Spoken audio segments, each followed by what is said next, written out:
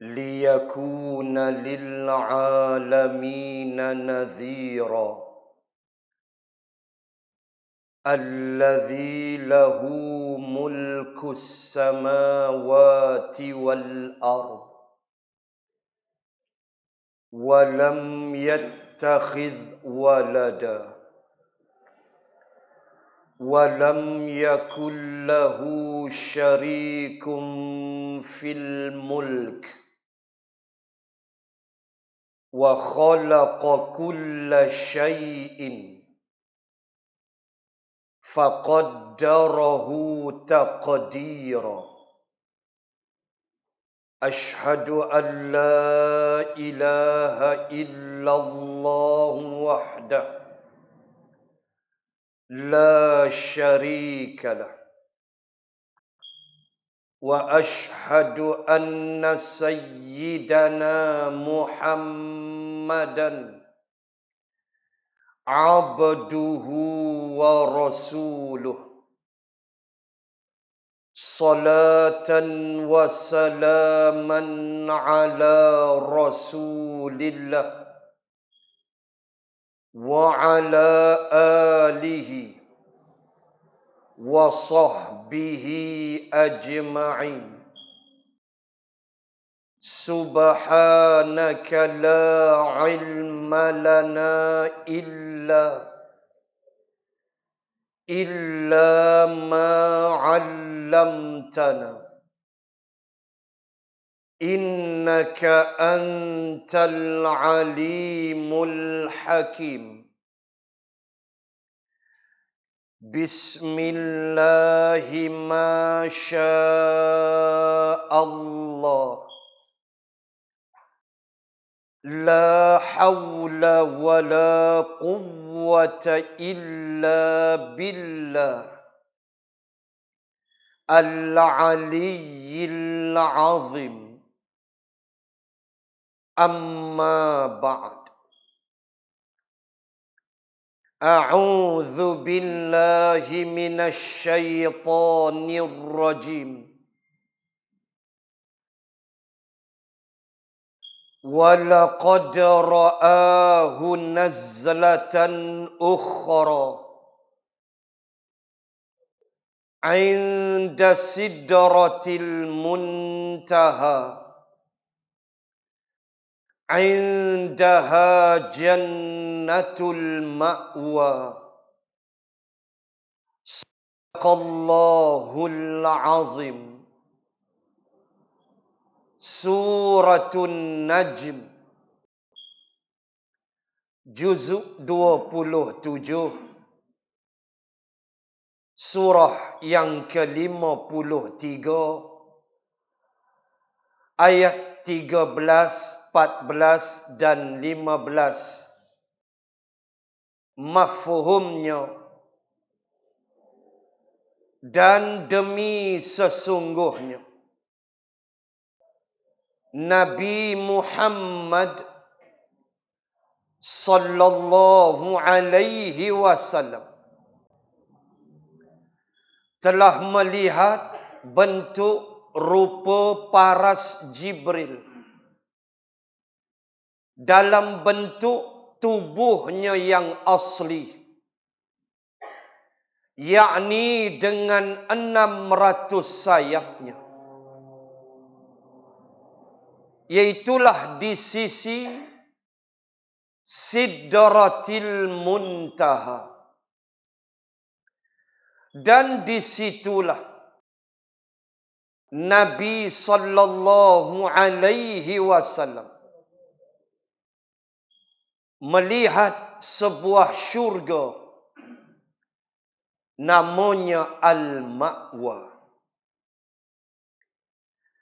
Ashabul kiram, tuan pengurusi majlis yang saya hormati, Tuan Penaung Murtada Dakwah Center, juga Tuan Mudir, seluruh kaki tangan staf di Madak, muslimin dan muslimat, rahimakumullah. Telah berkata Al-Imam Syafi'i rahimallahu ta'ala, Allah subhanahu wa ta'ala telah memberikan kepada beberapa orang Rasul akan mukjizat masing-masing. Tetapi kata Al-Imam Syafi'i, mukjizat yang Allah berikan kepada Rasulullah sallallahu alaihi wasallam adalah mengatasi mukjizat rasul-rasul yang lain. Umpama contoh, ketika Nabi Musa alaihi salam memohon kepada Allah supaya Allah mengurniakan air kepada kaumnya di kawasan namanya Semenanjung Sinai di Saint Catherine. Apa yang Allah cerita? Itulah ayat 60 suratul Baqarah. Wa idh istasqa Musa liqaumihi faqul nadrib bi'asakal hajar fanfajarat minhu ithnata asyrata 'aina qad 'alima kullu unasim masyrabahum. Al-ayah. Ini satu contoh. Kata Allah, ingatlah akan peristiwa ketika Musa memohon kepada Allah untuk kaumnya akan air minuman. Kan mereka sesat di padang pasir Tih arba'ina sanah, selama 40 tahun. Cerita sesat ni baca dalam suratul Maidah. So dahaga haus nak air. Lalu Allah perintahkan pada Nabi Musa, faqul nadrib bi'asakal hajar. Tongkat kamu tu wahai Musa, pukul ke batu. Allah perintah ke Nabi Musa, pukul seketul batu. Tempat tu sekarang dipanggil Uyun Musa. Boleh ziarah. Di Saint Catherine, di Semenanjung Sinai. Pukul batu tu, kata Allah. So Nabi Musa pukul, famfajarat min husnata asyarata aina.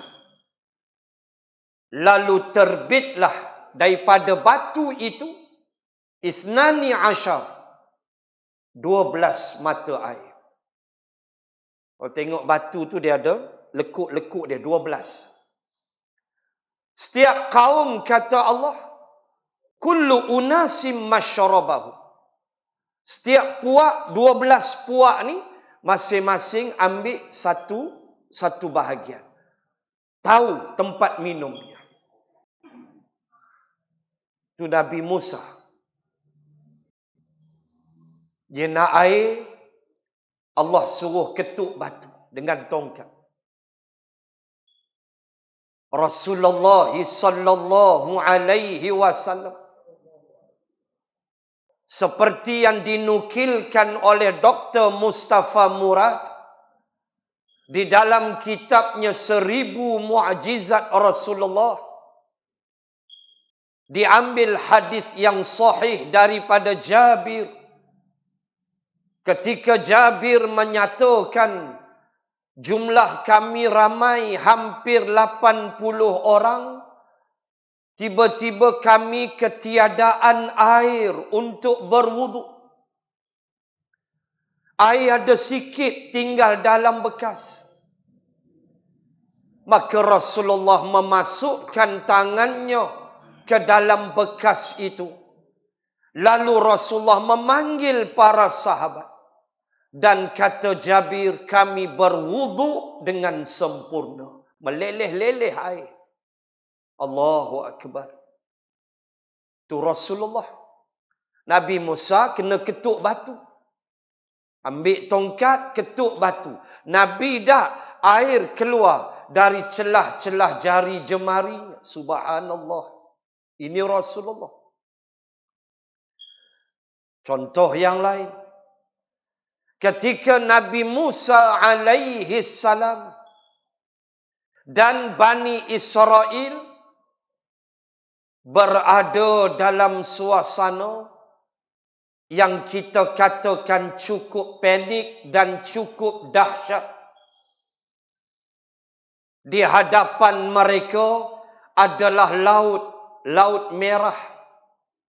Di belakangnya adalah Fir'aun dan bala tentera.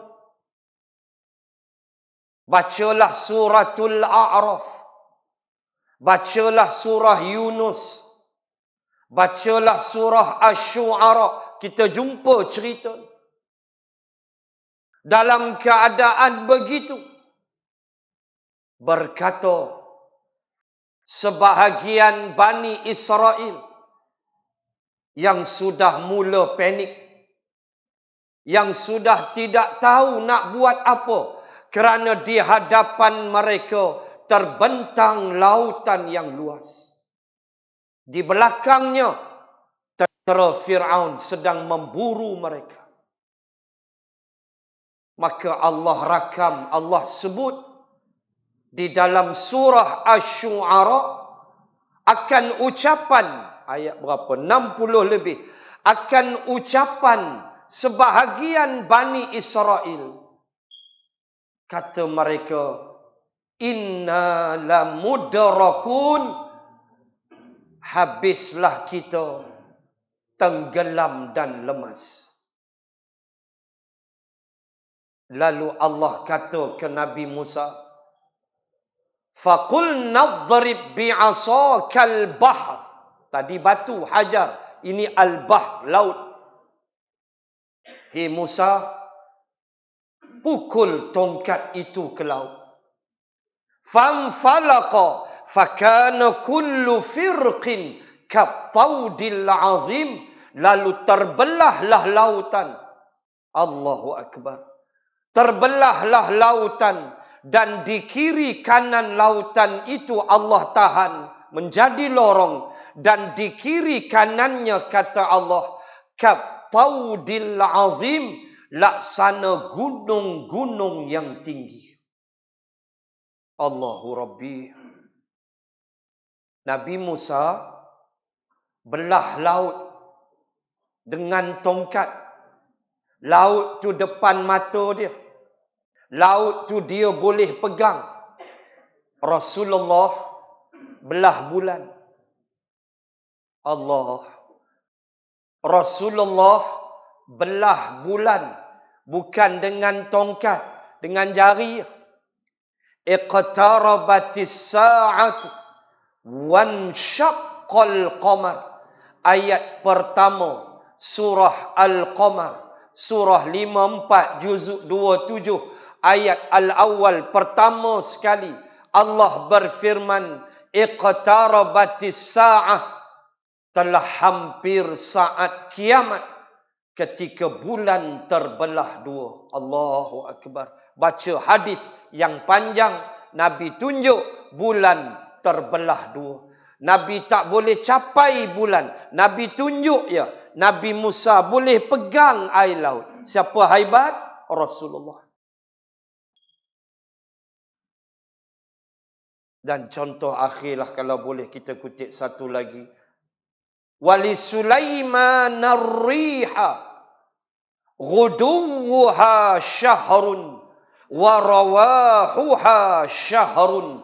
Ayat 12 surah Saba. Allah kata untuk Sulaiman, riha, kami tundukkan angin untuknya. Ghuduwuha syahrun. Perjalanan kita, saya, tuan-tuan muslimat, kita bergerak dari titik A ke titik B. Kita akan ambil masa syahrun, sebulan. Perjalanan kita sebulan. Nabi Sulaiman ghudu, satu petang aja. Sepetang aja. Satu petang ya sampai. Kita sebulan. Wa rawahuha syahrun. Satu poin A pergi ke titik B, kita akan ambil masa sebulan. Bagi Sulaiman, rawahuha, satu pagi aja. Kita sebulan. Nabi Sulaiman, satu pagi aja. Kita sebulan. Nabi Sulaiman, satu petang aja. Ghuduwah. Ayat 12, surah Saba. Nabi Sulaiman berlega takat tu lah. Hebat tak Rasulullah? Inda sidratil muntaha. Bukan kata horizontal, tapi vertical. Bukan kata paksi X dan Y, basic matematik. Paksi X dan paksi Y. Bukan kata menegak, bukan kata melintang, minal haram ilal aqsa, tapi Nabi menegak terus, iaitulah tembus sehingga sidratil muntaha. Siapa hebat? Rasulullah, kata Al-Imam Syafi'i. Saya muqaddimah yang ni. Nak ajak diri saya, tuan-tuan muslimin dan muslimat, hebatnya baginda Rasul sallallahu alaihi wasallam. Isra dan Mi'raj adalah satu peristiwa yang mendidik kita, mengajar kita dengan beberapa prinsip yang cukup hebat. Pertama adalah keupayaan akal amat terbatas. Ini yang pertama. Ini yang pertama yang kita mesti bear in mind. Pasak dalam minda kita bahawa selagi nama manusia, akal dia terbatas, dan akal ni by all means dia mesti tunduk kepada wahyu. Isra dan Mi'raj mencari adat, mencari akal. Tak boleh pergi pakai akal. Minal haram ilal aqsa, naik unta 40 hari. Saya pernah jumpa student-student daripada Jordan di Masjidil Haram. Mereka perform umrah. Mereka kenal kita, saya sembang sekejap di luar Masjidil Haram, ada yang dukung baby, baru beranak, habis pantang buat umrah. Saya tanya, kamu daripada mana student-student? Kata, kami dari Urdun, Ustaz. Urdun makna Jordan lah. Arab panggil Urdun. Oh, daripada bumi Syam. Jordan, Suria, Palestin adalah Ardus Syam, bumi Syam. Berapa lama datang sini, naik apa? Mereka jawab, naik bas. Daripada Urdun, daripada Amman, ya, na'am, sahih. Berapa lama sampai sini naik bas? 16 jam. Pecah pungkuk 16 jam. Kita KLIA Jeddah 7 jam setengah pun patah pinggang. Tambah duk ekonomi kelas kan. Jenis nganga tak ada apa. Kan? Kalau duduk first class, business class, yang tu lain. Saya pernah duduk first class petugas haji. Kita petugas haji ni dia bagi special lah. Sebab nanti turun dia nak perah kita. Kan? Duduk first class, seat satu tak ramai, 8 orang first class. Lepas first class, baru business class yang seat kembar tu. Pun tu biasalah, business class biasa duduk. Bezakan first class, business class. Yang ini pantang pramugari lintah. Excuse me saja dia nak minta ke darah. Kan? Pantang melintah pramugari, excuse me selalu. Dia kira nak makan. Ekonomi hanganga dulu. Lena sat, tunggu lampu buka. Okey, get ready lah. Dinner nak sampai. Habis makan lah. Pandang. Lena pula. Nak pergi ke mana? 7 jam setengah. Puak-puak ni naik bas 16 jam. Saya tak boleh bayar. 16 jam. Daripada Jordan ke Makkah. Makna minal haram ke Al-Aqsa. Lebih kurang 16-17 jam. 40 hari naik unta. Apakah akal boleh sampai untuk memikirnya pada lailan? Itulah iman. Dan saya selalu sebut. Benda obvious, benda biasa dalam hidup kita.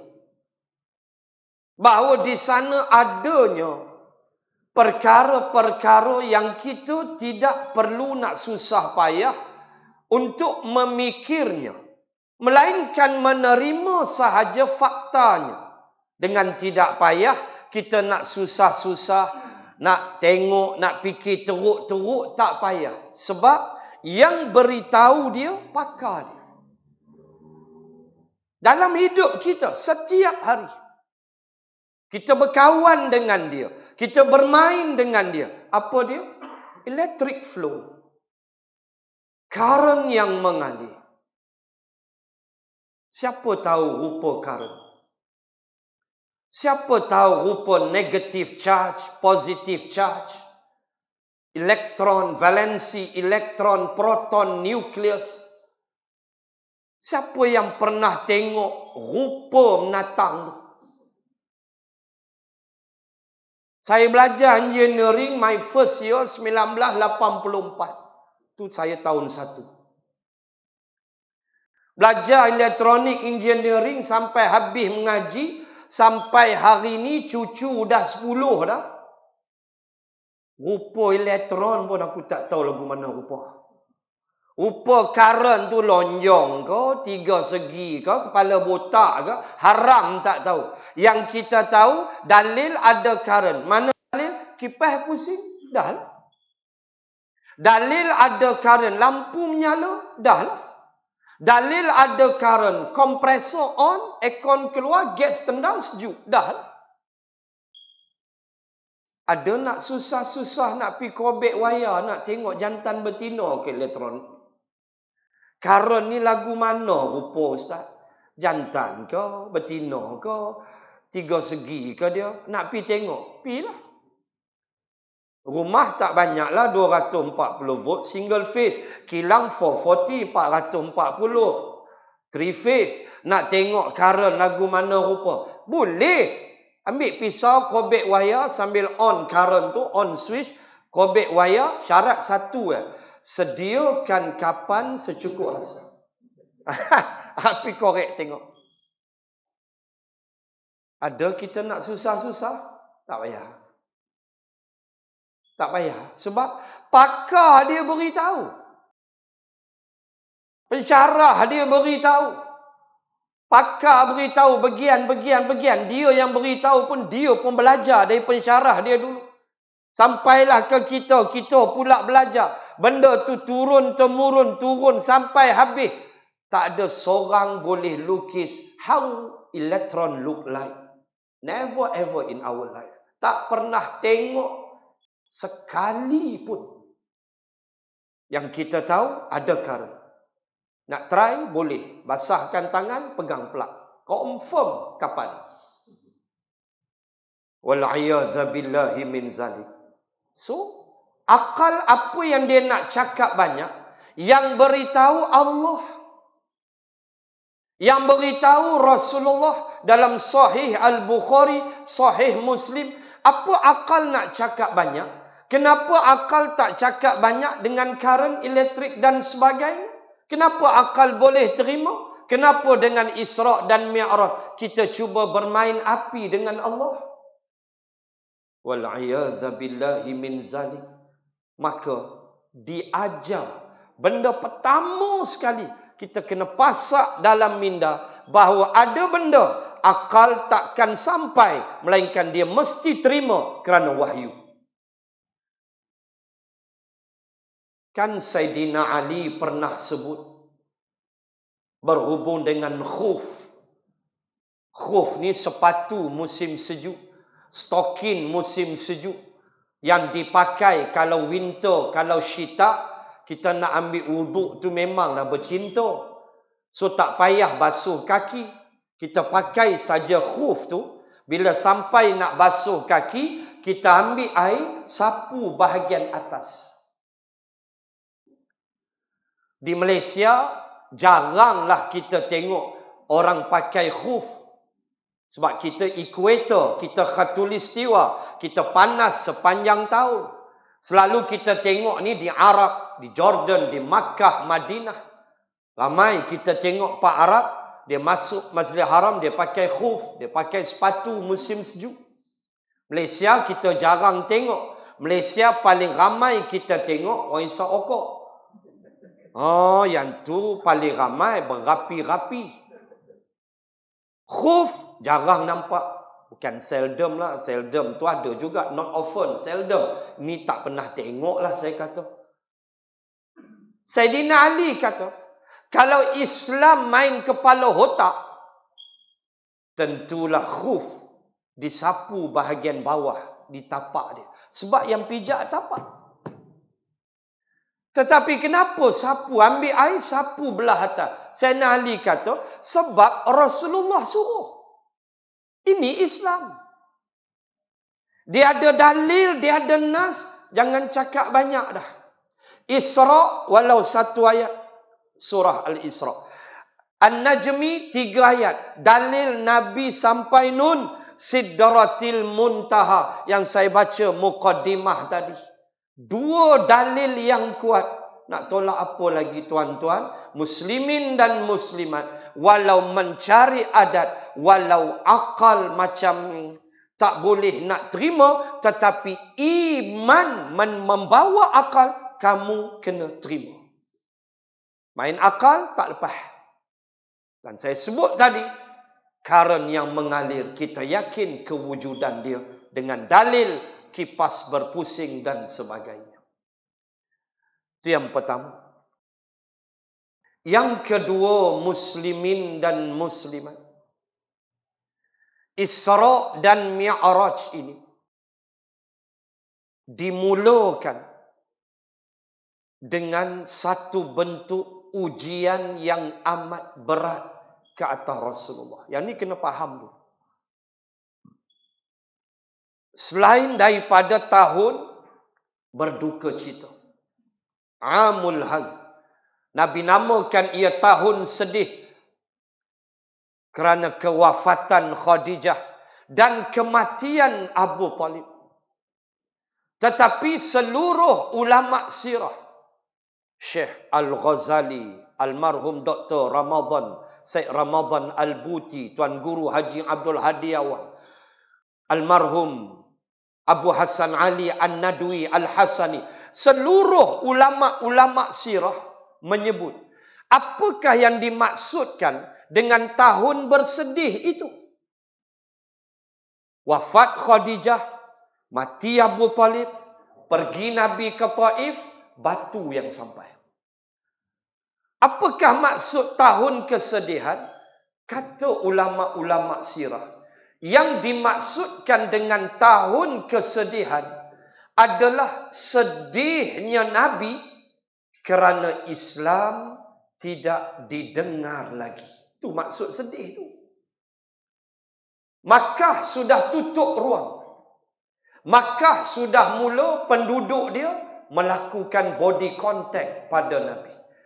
Uqbah bin Abi Mu'ayyad laknatullah melemparkan isi perut unta dengan najis unta dilumur di belakang tubuh Nabi. Sudah mula berani mereka.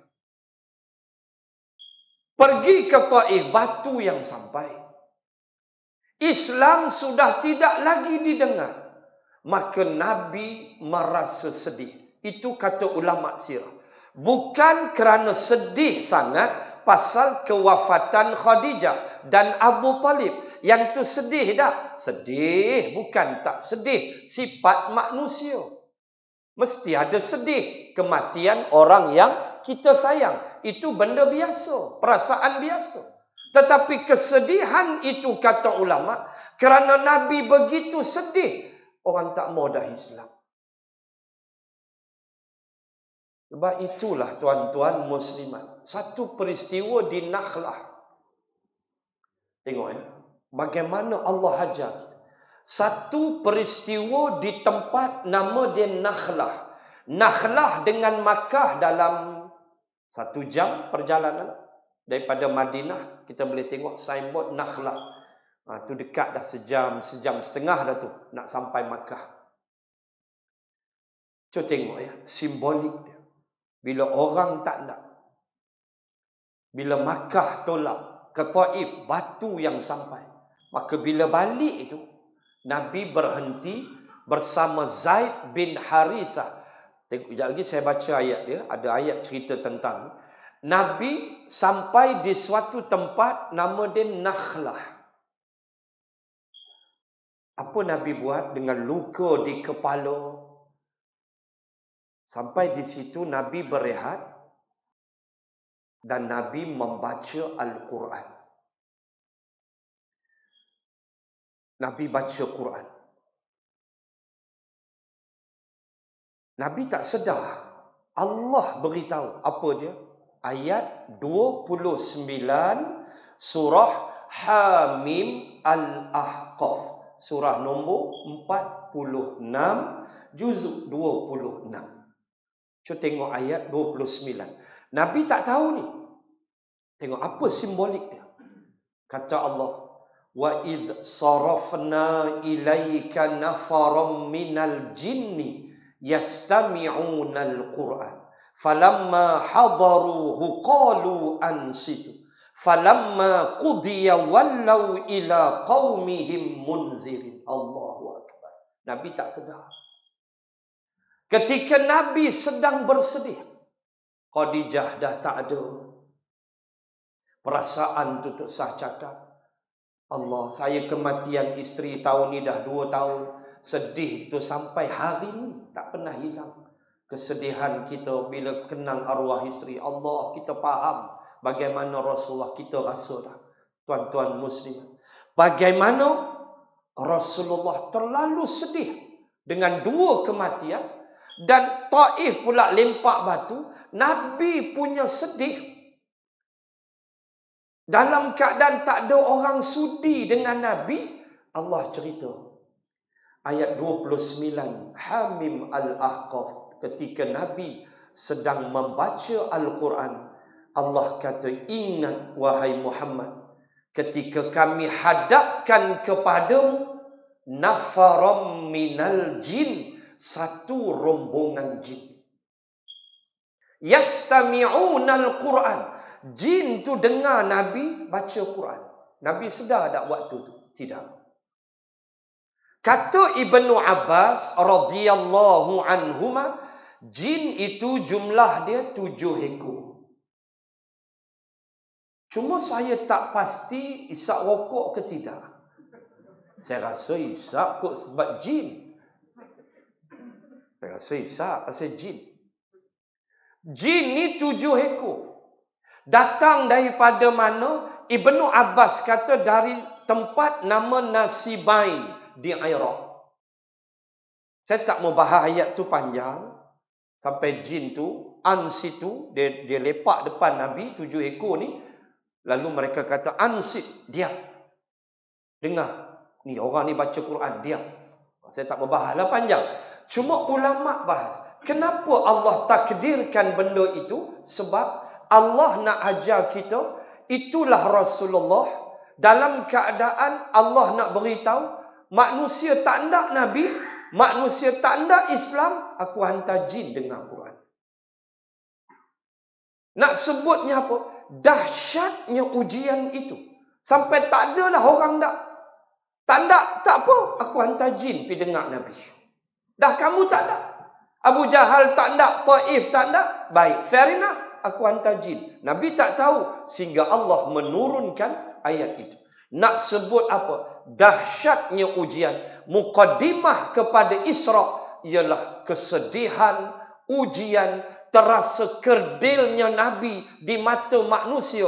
Kalau kita imbau balik doa Nabi di Taif, di kebun Utbah bin Rabi'ah, yang kita biasa, saya pun banyak kali ke Taif, kita biasa pergi Taif, kita boleh tengok kebun Utbah bin Rabi'ah masih ada sampai sekarang. Tempat Nabi berlindung ketika Nabi dilontar dengan batu. Di antara munajat Nabi ialah, Ya Allah, ke mana engkau nak bawa aku, Ya Allah? Itu doa Nabi. Ya Allah, bahasa kita, nak bawa aku nak pergi mana ni, Ya Allah? Bahasa kita. Aku balik Makkah sat lagi, mereka terajang aku. Aku mai ke Taif, mereka baling batu. Ya Allah, ke mana aku nak pergi? Allah sedih. Sedih doa Nabi. Tapi Nabi kata, wala ubali. Nabi kata, Ya Allah, aku tak kisah semua. Aku kena baling ke? Orang Mekah terajang aku ke? Orang Taif bagi batu ke? La ubali. Aku tak kisah. Asalkan, ini Nabi kata, asalkan engkau jangan murka padaku. Tengok, Nabi ajar. Asalkan engkau jangan murka pada aku, Ya Allah. Mereka nak buat apa, buatlah. Janji engkau jangan marah ke aku. Itu Nabi ajar prinsip hidup. Biar orang marah kat kita sebab kita buat kerja Islam, jangan Allah marah. Itu Nabi ajar. Muqaddimah dia, kesedihan, ujian yang dahsyat. Yang kedua. Yang ketiga, Allah menyebut kepada kita pangkat yang paling mulia untuk kita ialah hamba abdi. Sebab itu Allah tidak sebut asra habibihi, yang menjalankan kekasihnya. Allah tidak sebut asra rasulihi, yang menjalankan rasul dia. Allah sebut abd, yang menjalankan hambanya. Tuan-tuan muslimat, pangkat yang paling tinggi, yang paling mulia untuk kita menjadi hamba Allah. Kalau saya nak kupas sifat hamba Allah akan jadi panjang. Tapi cukup untuk saya nyatakan pada diri saya dulu bahawa tiada kemuliaan melainkan kita merasakan aku ni hamba abdi kepada Allah. Apa Allah suruh aku kena buat, apa Allah tak bagi aku takkan buat. Seperti seorang hamba dengan tuan majikan dia. Sifat-sifat hamba yang dibanyak dalam Quran, baca sendiri. Yang keempat, perjalanan bumi ke bumi atau horizontal movement ini atau paksi X ini adalah bermula daripada masjid, ditamatkan di masjid. Ini dibahas oleh almarhum Syekh Mutawalli Sya'rawi Al-Hasani, ulama Azhar yang hebat berketurunan Sayyidina Hasan radhiyallahu anhu. Bagaimana Allah boleh saja mengisrakan Nabi daripada Bukit Sofa, hantar Nabi ke Jabal Nur. Boleh aja. Daripada Bukit Sofa, hantar Nabi ke Jabal Sur. Daripada Jabal Sur, naik Sidratil Muntaha. Boleh aja. Tetapi Allah memulakan dengan masjid, menghabiskan dengan masjid, sebelum Nabi melihat alam malakut yang tidak layak dilihat even oleh Abu Bakr. Hebat tu Abu Bakr. Hebat tara mana dia. Ketika Rasulullah bersabda, akan ada manusia yang dipanggil du'ya min babis solah. Akan ada manusia yang dipanggil dari pintu syurga, nama dia pintu solat. Akan ada yang du'ya min babir rayyan. Akan ada yang dipanggil dari pintu syurga, nama dia ar-rayyan, yang kaki puasa. Du'ya min babil jihad. Akan ada manusia yang dipanggil dari pintu syurga, namanya jihad. Du'ya min babis sadaqah. Akan ada manusia yang dipanggil dari pintu namanya sadaqah. Habis Nabi sebut begitu. Abu Bakrin tanya, ya Rasulullah, ada ke manusia yang dipanggil dari semua pintu? Semua pintu syurga gamit dia. Nabi kata ada. Dalam hadis Imam Muslim, ada dua riwayat. Dalam hadis Muslim, Nabi kata, aku mengharapkan engkaulah orangnya. Engkau salah seorangnya. Dalam Muslim. Dalam Ibnu Hibban, Nabi bersabda, engkaulah orangnya. Ya Allah, tu Abu Bakrin. Layak dia? Tak. Alam malakut tak layak Abu Bakrin. Sebab itu, bila mula masjid, habisnya di masjid, itulah kita. Itulah perjalanan kita. Iaitu hidup yang tidak boleh berpisah dengan masjid, dengan surau, dengan madrasah, dengan musola, program masjid, program surau, program apapun, jangan berpisah. Mula masjid, habis masjid, itulah hidup. Buka hadis. Hadis Muslim, antara 7 golongan bakal bernaung di bawah naungan arasy Allah pada hari kiamat. Hadis yang panjang. Kita akan berpeluh di bumi mahsyar, matahari sejengkal. Matahari yang baru, matahari yang lama hancur dah.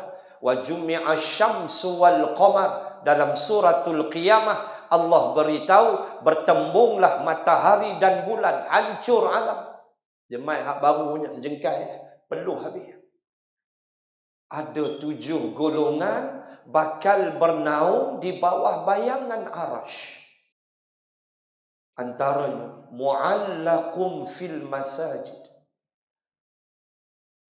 Mereka lelaki, Nabi kata rijal, lelaki, mu'allaqum fil masajid.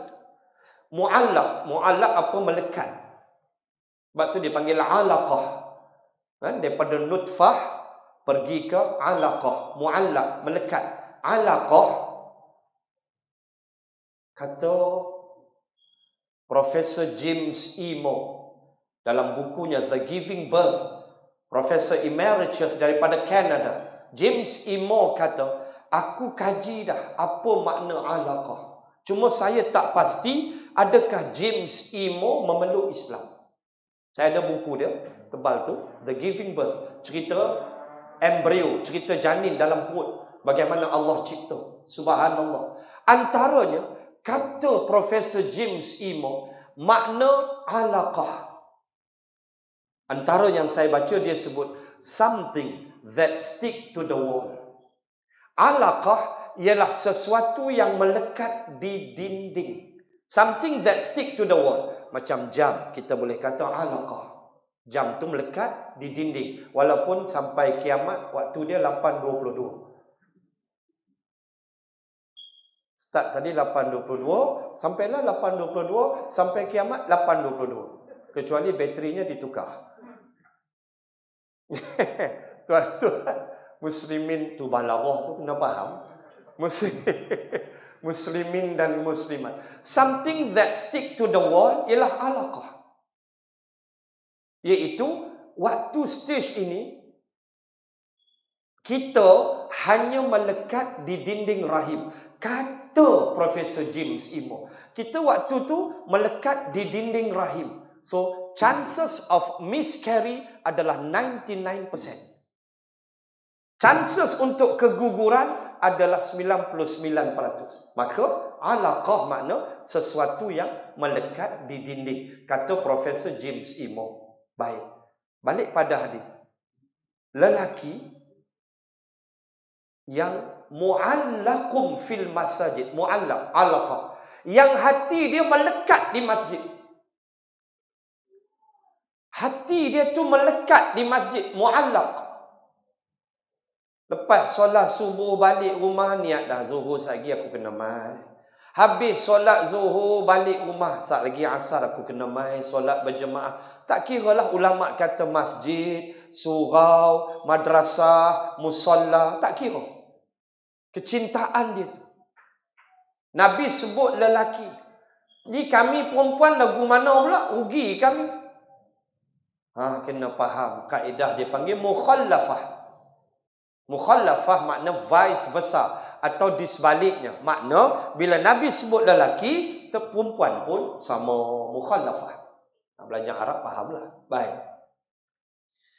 Bila start Masjidil Haram, habisnya pun masjid, itulah perjalanan hidup kita. Tolong jangan pisah diri dengan masjid.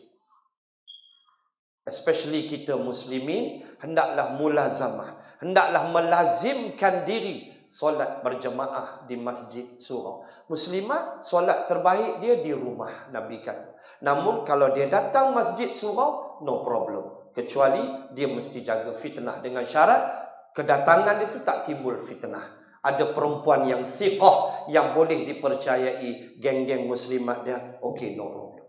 Tapi seorang-seorang tu salah. Jadi fitnah pula. Begitu. Boleh. Makanya, nak sebut apa? Jangan pisah diri dari masjid. Inilah hidup kita. Inilah hidup kita. Sentiasa kita dengan masjid. Program masjid. Cintanya kita. Paling tidak 5 waktu berjemaah. Termasuklah kata ulama, surau, madrasah, musalla dan sebagainya. 4, 5. Apa yang Nabi tengok tu? Apa yang Rasulullah tengok?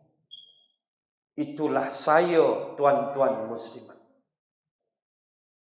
Yang Nabi tengok semua tu, itulah perangai kita. Itulah umat. Dengan balasan-balasan yang Nabi lihat. Sekiranya kita tidak betul mengatur langkah di dunia. Nabi melihat penzina-penzina yang memakan daging busuk. Walaupun diberi dia daging yang baik, dia tak mau. Dia nak hak busuk juga. Ini penzina. Dah ada isteri, dia cari lagi hak tak elok. Wal'ayadzabillah. Nabi melihat sistem ekonomi riba. Dengan orang yang berenang di dalam darah, di dalam lautan darah. Dan ketika sampai di tebing, dia nganga mulut dia. Mamat ni baling batu dalam mulut dia. Dia berenang lagi. Sampai tebing, nganga lagi. Mamat ni baling lagi batu dalam mulut dia. Pemakan riba. Yang ini pemimpin kerajaan, dia mesti faham. Wa ahallallahu al-bai'a wa harramar riba. Allah menghalalkan jual beli, Allah mengharamkan riba. Kita nak buat pinjaman, buatlah. Tolong jangan ambil riba. Biarlah bayar mahal sikit tak apa. Ambil pinjaman rumah ke kereta. Jangan terbabit riba. Walau 1 sen. Berat dosa dia. Dalam hadis Nabi kata, seringan sekecil-kecil dosa pemakan riba adalah kalau lelaki dia berzina dengan mak dia sendiri. Kalau dia perempuan, dia berzina dengan ayah dia sendiri. Yang ni sekecil-kecil dosa pemakan riba. Sebesar-besar?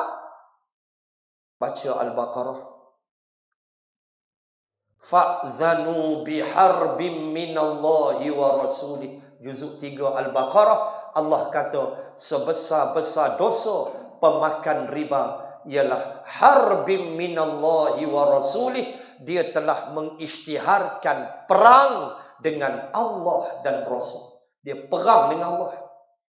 Pemakan riba perang dengan Allah dan Rasul. Itu dosa paling besar. Maka kerajaan kena faham sistem ekonomi Islam. Bank dia ikut aja.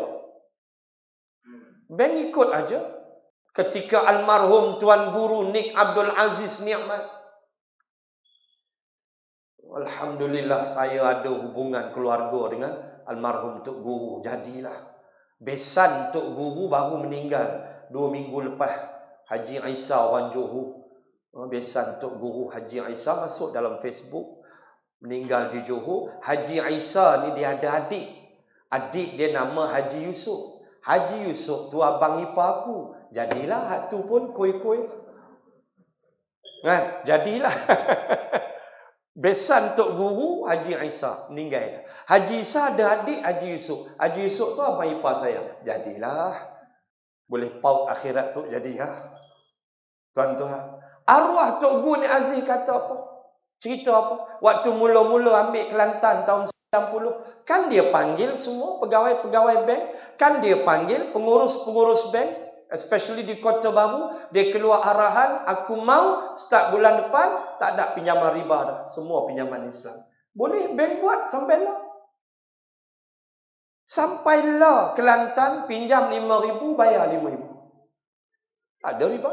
Boleh buat. Ini kepimpinan. Cuma Allah ajar, itulah beratnya dosa riba. Wal'ayadzabillah. Tuan-tuan, Nabi lihat semua itu. Termasuk benda-benda baik. Nabi tengok orang yang pahala tak putus. Ghairu mamnun. Tidak putus-putus pahala jihad sabilillah. Buat bangunan macam ni, budak tafih apa semua, kerja Islam semua ini jihad sabilillah. Tuan-tuan bagi sekupang 2 wakaf ke apa, jihad sabilillah. Nabi lihat orang yang mengetam hasid, mengetam tanamannya, tak sempat nak tanam tumbuh lagi. Pahala yang tak ada kesudahan. Nabi tengok tu kita tu, semua tu kita. Ndak ke tak ndak tu ya. Nak pilih yang mana hak jahat, Nabi tengok. Nak baik, Nabi tengok. Di tangan kita pisau, di tangan kita timun, potonglah ikut mana kita nak potong. Ma yalfidhu min qawlin illa ladaihi raqibun atid. Dan dihadirkan di sisimu 2 malaikat, raqib dan atid. Ayat 18 surah Qaf nak ajar kita, buatlah apa pun, semua ada pencatatan. Muslimin muslimah, nak sebut penghabis panjang kalau nak sembang. Sungguh orang dulu kan Tok Guru 3 bulan ceramah. 3 bulan ceramah Isra. 3 bulan tu pun baru habis kat Buruk kan.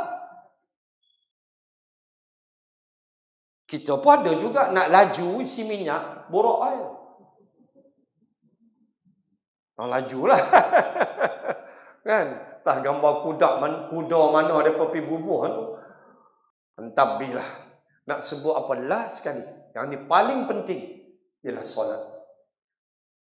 Saya nak sebut 3 benda tentang solat. 2 surah saya nak baca. Bila sebut solat, ya Allah ya Tuhan, 50 waktu. Tengoklah Allah punya sayang. Allah punya kasih. Agak-agaklah kalau 50 waktu lah. Entah nak pergi mana? PKP hari-hari. 50 waktu solat. Tak payah Tan Sri Muhyiddin istihar, Datuk Sri Ismail Sabri istihar. Tak payah. Hari-hari PKP nak pergi mana? Baru nak balik rokok, solat pula. Tak dah nak buat apa. Ikan 3 rasa tak boleh makan. Semua tak boleh. Kira solat 50. Tuan bayanglah jadi apa kita. Kasih Allah. Dia bagi 5. 5 tu dia bagi pahala 50. La ilaha illallah. 5 tu dia bagi pahala 50. Berkat jumpa Nabi Musa, pilah minta umat hang tu kecil badan. Umat aku besar-besar, umat hampa tu badan kecil tak larat tapi gede Nabi Musa. Samsing. Seokok kuat. Hak tu Nabi Musa tak habaq lah, saya habaq. Nak sebut apa? Bagaimana 5 waktu ni pahala 50 Allah. Dan bila kata solat ni tuan-tuan muslimat, kita kena faham ada 3 istilah. Saya nak baca 2 surah. Regarding solat, concerning about solat, kita mesti faham 3 terminologi, 3 istilah yang Allah sebut dalam Quran. Pertama, ayat nombor 2 surah Al-Mu'minun. Qad aflahal mu'minun alladzina hum fi salatihim khashi'un. Istilah pertama bagi solat ialah khusyuk. Nak khusyuk lagu mana ustaz? Tu imam baca apa pun tak tahu. Tu imam baca alam tarokai ya. Habis-habis semayang kita tanya, tu imam baca surah apa? Ish, tak tahu bunyi kai-kai hujung. Tak ingat, tak khusyuk kita. Silap-silap pergi tanya tu imam baca surah apa? Entah aku tak ingat. Apatah lagi bila Nabi sebut di akhir zaman Allah angkat kekhusyukan solat. Ni kita tak boleh tolak. Ni hadis. Akhir zaman solat jadi tak khusyuk. Maka ulama dia macam bagi kita seronok sikit, hiburkan kita. Kata ulama, serendah, kira macam ni lah. Saya, tuan-tuan, kita orang awam ni, ginilah. Kira paling lekeh lah. Paling lekeh lah kita boleh dapat, kira khusyuk lah. Tapi paling lekeh. Apa dia? Kata ulama. Ketika engkau solat, engkau tahu engkau sedang solat. Jadilah. Jadilah hak tu. Tengah semayang, tahulah ni rakaat. Jadilah. Kalau subuh kan, sat lagi tahiyat akhir, lepas ni kunut apa semua. Jadilah. Hak tu pun ulama kata, dah kira boleh lah paling minimal khusyuk daripada tak ingat apa. Maka istilah pertama, khusyuk. Yang kedua, ayat 23, surah Al-Ma'arij, juzuk 29, surah nombor 70. Surah 70.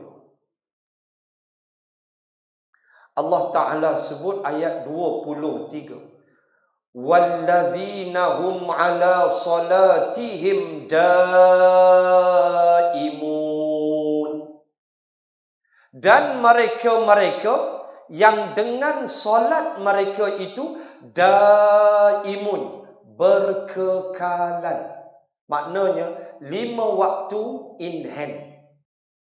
Tak ada subuh buat, zuhur buat, asar main bola, tak semayang, balik dah lewat, kena yang oren keropok, maghrib terlepas, isyak buat. 3 je. Lepas tu habak kat kita, jadilah ustaz daripada tak ada. 3. Sepak pun kok dah.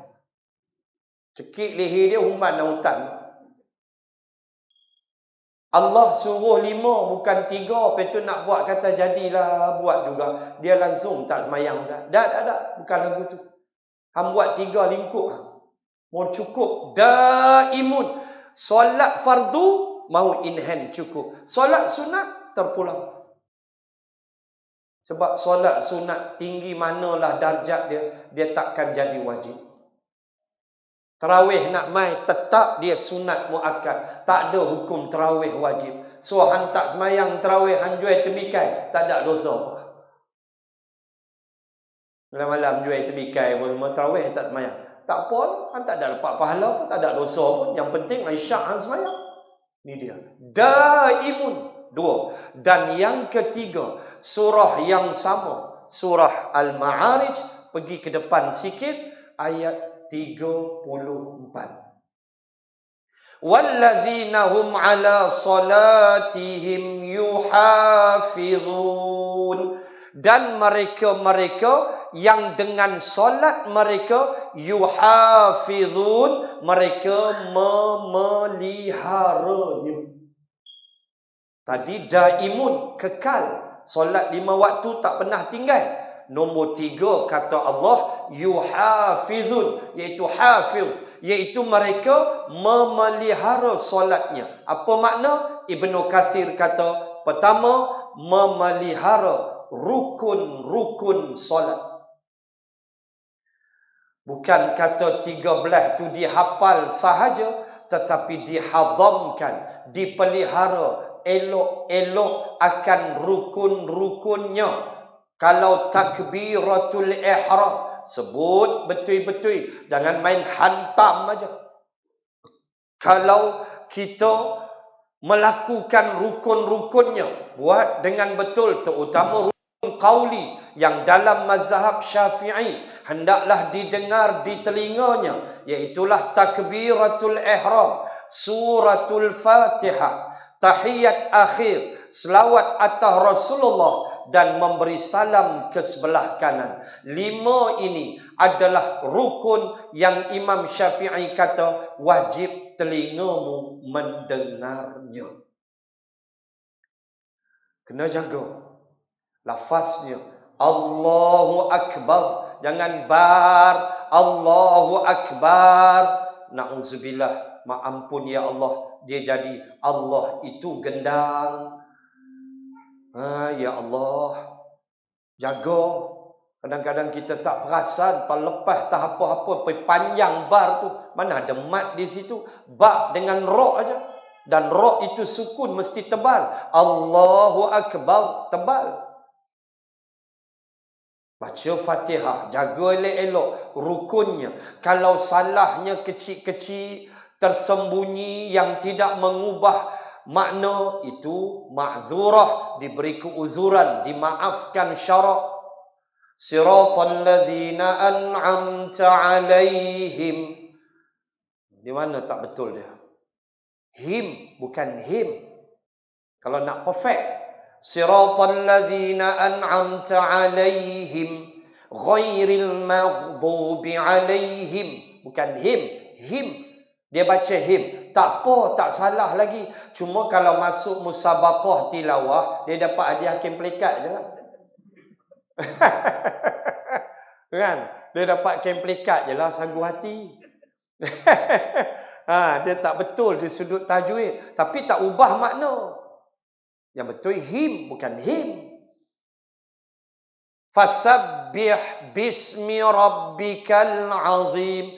Bih. Hak betul. Fasabbih, bukan bih. Li'ilafi Quraisy ilafihim rih, bukan rih. Berapa ramai kita baca rih? Ilafihim rih. Berapa ramai kita baca rih? Betul, rih. Yang tu tak apa, tak rosak solat. Menunjukkan kita tak berapa mahir tajwid. Tu je lah. Tak adalah salah apa, tak mengubah makna. Hak tu tak apa.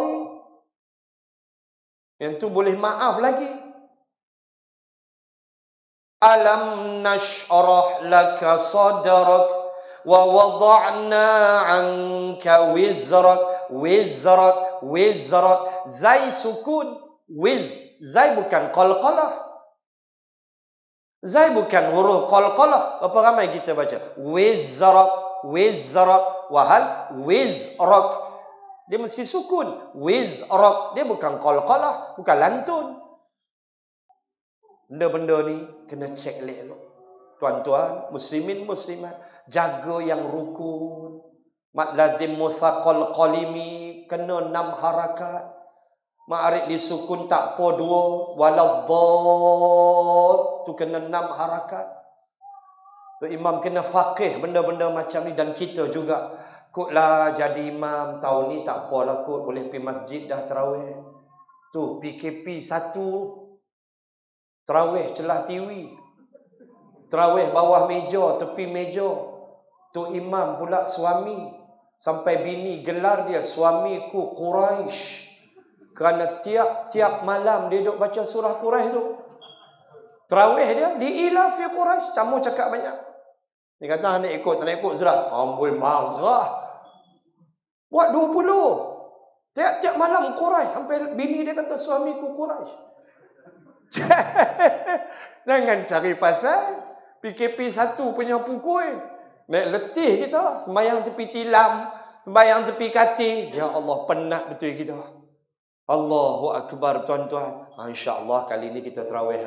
Panggung wayang boleh rapat. Pasar raya boleh merenyut. Masjid kan tak boleh ikut. Jangan buat leceh. Tuan-tuan. Muslimin dan muslimah. Jaga hak rukun. Kata Ibnu Katsir. Yang kedua Ibnu Katsir kata. Termasuk yuhafizun itu. Menjaga yang sunat. Sunat kena jaga juga. Sunat ab'ad. Sunat hayat, benda-benda simple aja.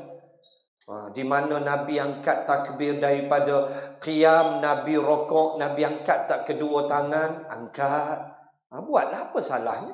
Kan teruk mana pun. Daripada rokok Nabi i'tidal, Nabi angkat tangan tak? Angkat. Soal Nabi letak tangan mana yang tumpat pandangan mazhab, tak ada masalah.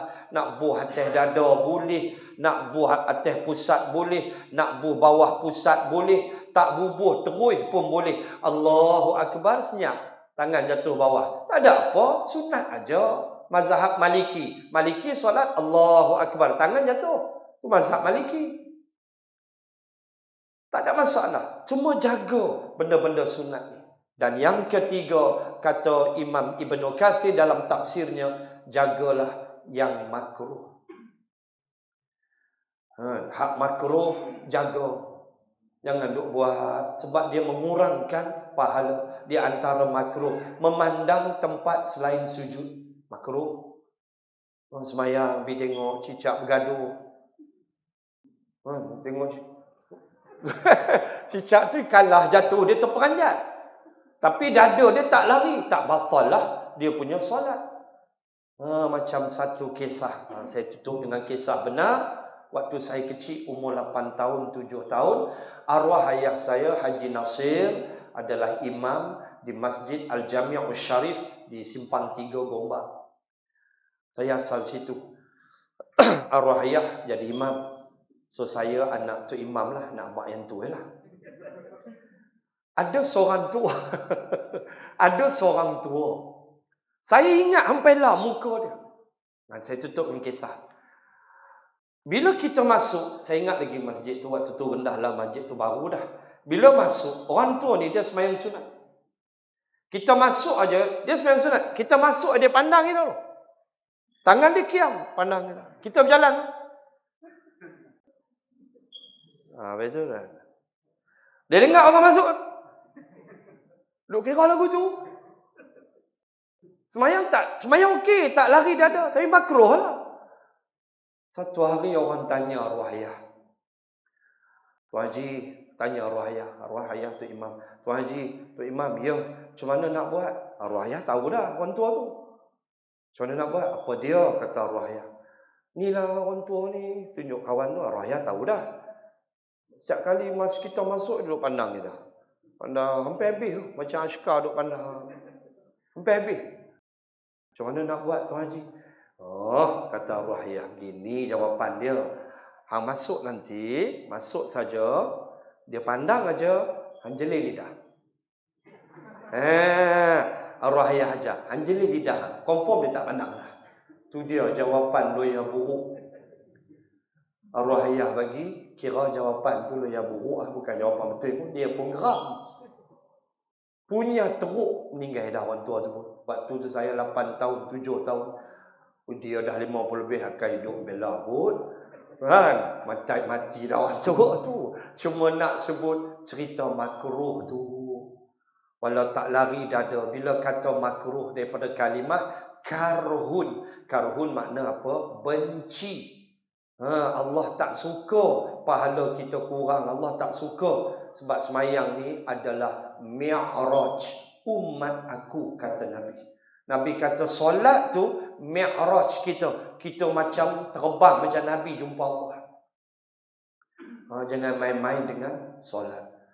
Muslimin dan muslimat sekalian, akhirnya Saya ingin menegaskan bahawa sesungguhnya apa saja yang ada di dalam Al-Quran, baik cerita Isra, baik cerita neraka, baik cerita apa pun, tugas kita ialah membaca, melihat dan menerimanya. Jangan kita kufur walau satu ayat. Berkata Ibnu Mas'ud, kafirlah mereka yang menolak Al-Quran walau satu huruf. Bukan satu ayat, satu huruf ditolaknya, tak percaya dia, kafirlah ia, kata Ibnu Mas'ud radhiyallahu anhu. Dan marilah kita menambah amalan-amalan kita dan jadilah insan yang menyesal, seperti yang pernah diungkapkan oleh Ibnu Mas'ud dalam satu bidalan dia, macam syair dia. Saya tak ingat matan, tapi saya ingat mafhum. Kata Ibnu Mas'ud, tiadalah penyesalan bagiku yang amat besar, melainkan setiap kali terbit matahari, amalanku semakin berkurang. Ini kata Ibnu Mas'ud. Kalau kamu tanya aku menyesal, inilah penyesalan bagi aku. Iaitu setiap kali datang hari baru, amalan aku berkurang. Kemarin baca juga Quran, hari ini tak baca tu. Leceh. Dia mesti tambah, insya-Allah. Muslimin dan muslimat sekalian, sekadar itulah yang mampu saya sampaikan memenuhi hajat di pusat pengajian ini. Semoga Allah merahmati kita, menyelamatkan umat Islam dengan fitnah yang semakin menjadi-jadi, terutama di akhir zaman, dan menyelamatkan iman kita. Sebab takut sungguh seperti kata Saidina Uthman, di antara perasaan takut yang kita mesti ada, yang dirakamkan dalam kitab Al-Hafidh Imam Ibn Hajar Asqalani yang berjudul Al-Isti'dad li Yaumil Ma'ad. Di antaranya dia memuatkan ucapan Saidina Uthman.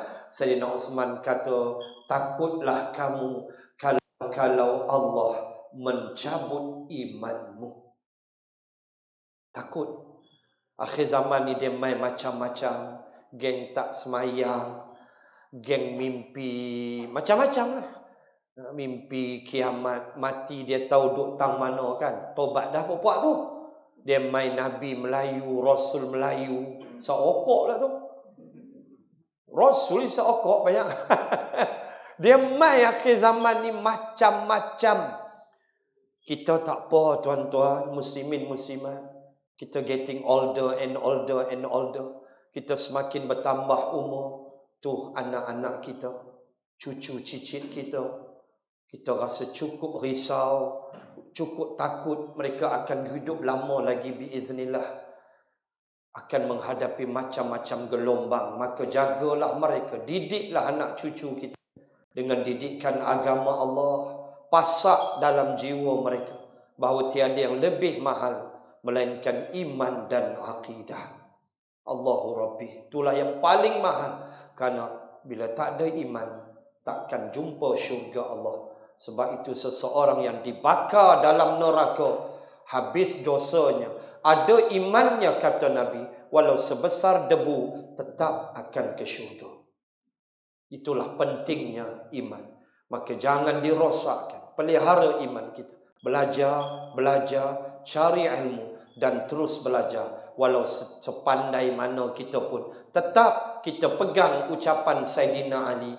Orang yang pandai itu, kata Ali, ialah orang yang merasakan dia sentiasa bodoh. Itulah kita. Sentiasa rasa tak tahu. Belajar. InsyaAllah kita jadi orang baik.